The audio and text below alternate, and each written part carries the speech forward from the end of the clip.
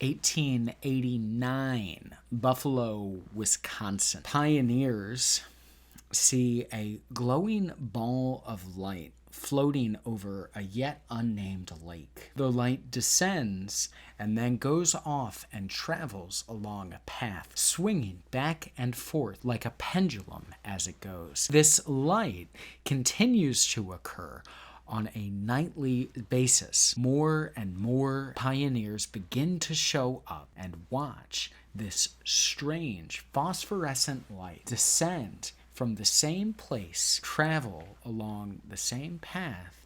The orb continuously takes them to the same location, a burial mound, a Native American burial ground. And one man, a man named Belcamp, a man who seems to be a little obsessed with gold, begins to believe that this deathlight, this deadlight, this will-o-wisp, whatever you may call it, we'll get into what these things are a little bit later, is showing them that there is treasure underneath this mound. And he begins to have dreams. In these dreams, he is taking a pick and a shovel and he is digging in to the Native American burial mound to try to find the treasure contained within. And one day, he goes out and does just that. Now, he had been warned, he had been told by the other people not to do it. Don't dig into a Native American burial mound. But he does,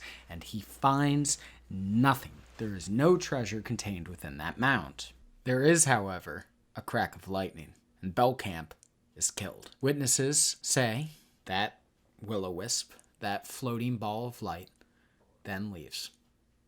And it never returns. And we're going to get in now to what these deadlights are. But first, hello, I'm Aloysius. I'm the owner of Haunted Harbor Tours. I will tell you, I really appreciate all my subscribers. If there's one thing I love even more is seeing that I got a new comment. Shout out to a young woman, Dee, who went through my entire library and commented on just about every single video I got. Dee, I'm wearing the holographic skull sunglasses that you noticed and that you commented on, just for you. Today, we are talking about phosphorus light above decaying organic matter in swamplands and marshes.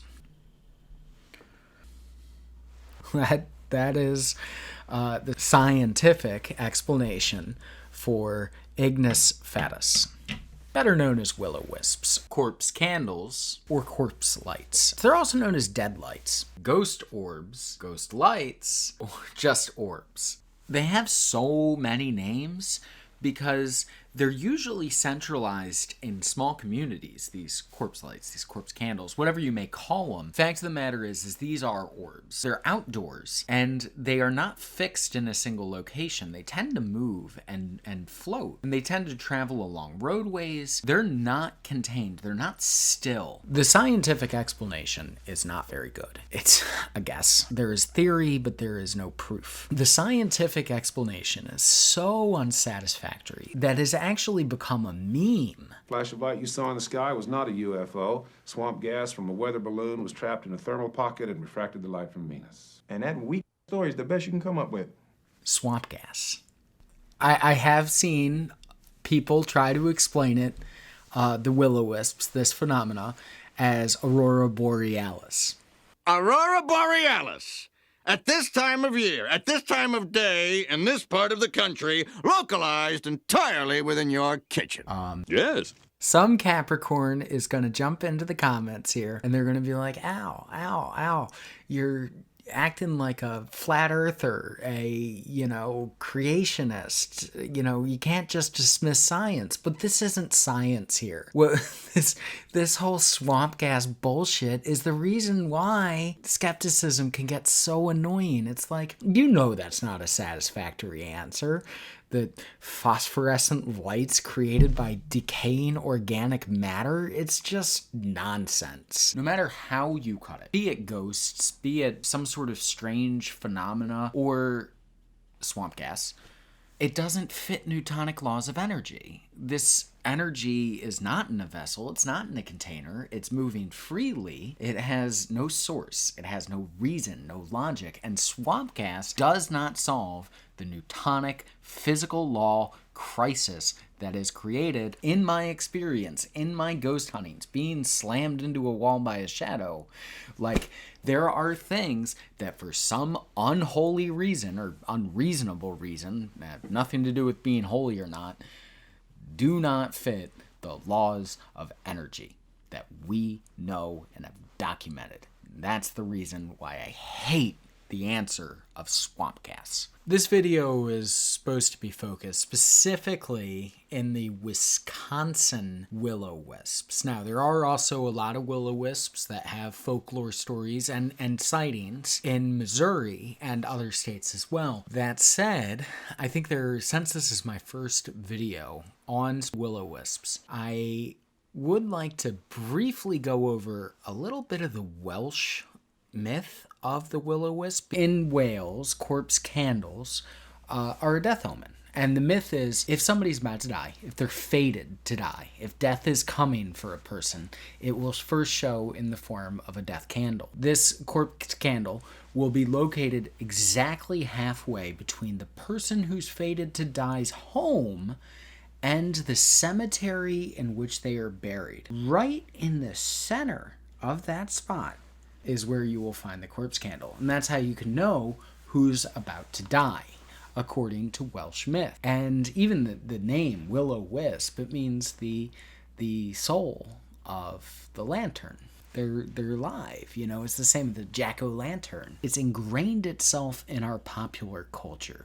Alpine, Wisconsin, Alpine, from 1880 to 1948 was consistently producing will-o-wisp phenomena for a family that lived there, a family called the Kleins. It starts with the will-o-wisps emerging from the water. They will move throughout the land, sometimes dancing, weaving into each other. It's noted that cows and dogs are often hiding from these will-o-wisps. People will often note in that area that it looks as though a man is carrying a lantern and walking down the road, even though there's no person actually there. The father of the homestead, the patriarch of the initial homestead, was walking home very late at night along the path, and he noted that there was somebody walking behind him carrying a lantern. And then he quickly realized, no, that's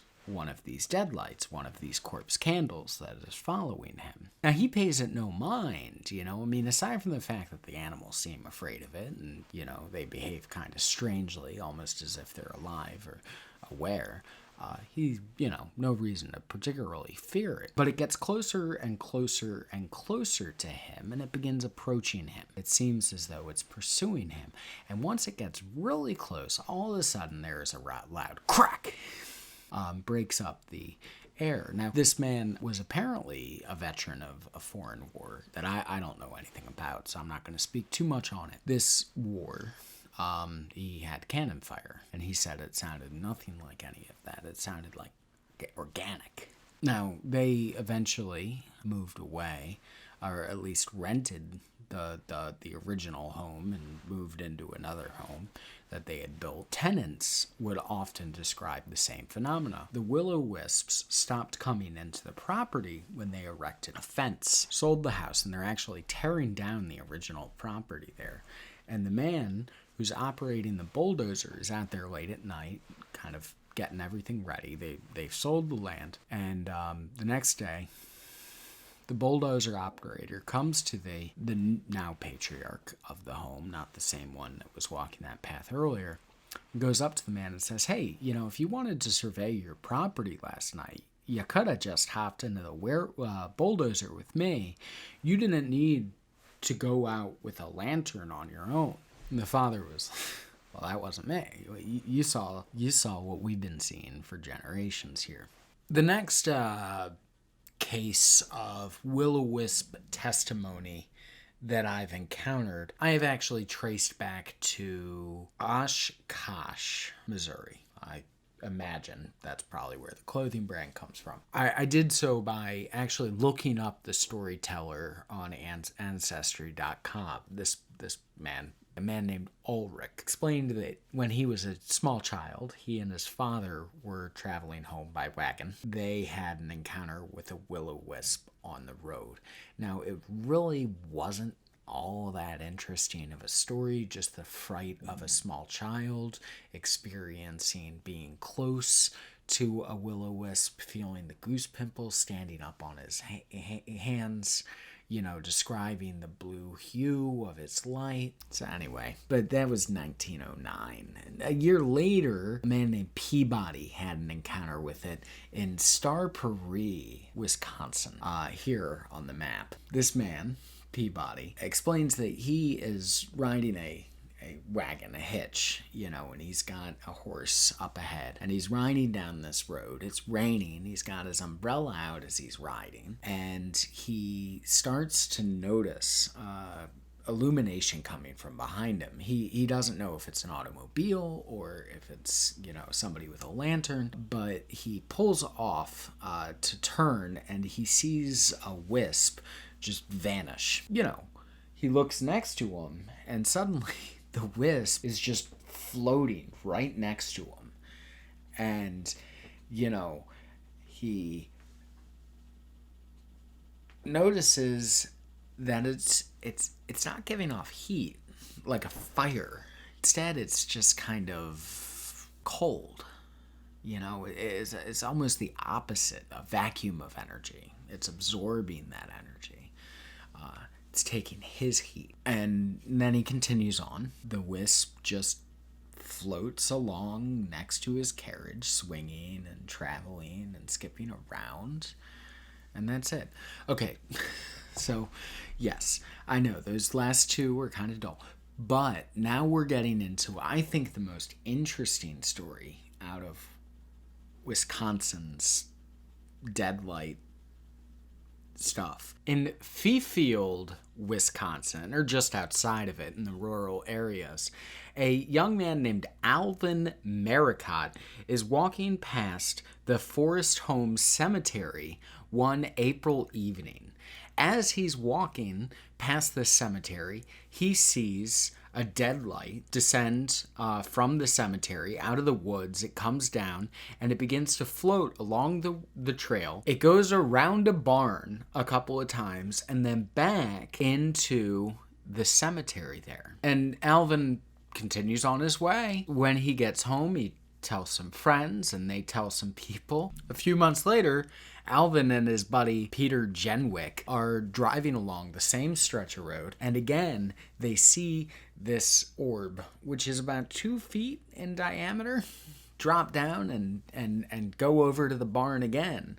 And they stop and they watch it, and it spins around the barn and it goes right back into the cemetery. It floats around there for a while, seemingly, just randomly moving among the graves, and then it vanishes into the woods. His uncle later tells him that he saw it, and now people are beginning to hang out at the cemetery. The local high school kids, Peter and all of his friends, are going there nightly to try to catch this orb. So all the high school kids are going there every single night, and throughout April, this orb is spotted dozens of times. Camellia Laveau and Sally Bennett actually give testimony to the newspaper saying that this orb encircled them, and it was about the size this time of a billiard ball.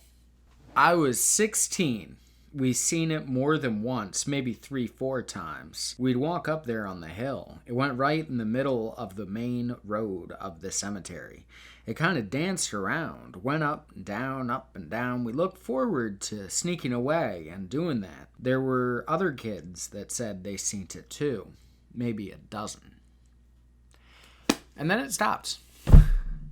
So as you can see with this map, the deadlights, they show up in random locations. They're there for a while and then they vanish, and that's pretty consistent. Like, I'm gonna at some point, I'm gonna do Missouri, and I'm gonna do this small town called Joplin, which seems to just have a deadlight problem. It's consistent and it's currently active. Oh man, this one was a lot of work. I didn't expect this one to be as much work and to take as long as it did. Anyway, I made this map. I'm quite proud of it. I really enjoyed coloring this map and designing it, making it look on brand. Also, these are the sources that I used: Ghosts and Spirits Encyclopedia, The Haunted Wisconsin, and Weird Wisconsin. These are books that I'm going to use in the future as well.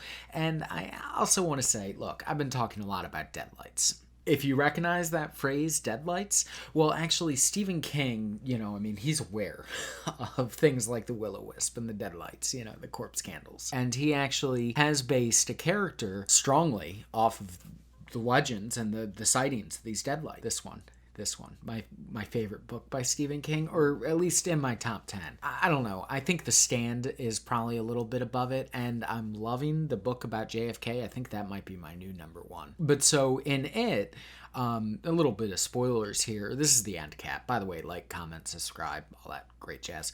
Pennywise is actually deadlights. He is the Will-o-Wisps that we've been discussing. You can actually see it a lot in It Chapter 2. I wasn't expecting It Chapter 2 to lean so heavily in on the deadlights, but I was so happy to see them actually embrace it. I thought the best we'd get is those 3 lights in the back of Pennywise's throat from It Chapter 1, and they really showed it for what it was, like 3 glowing will-o-wisps.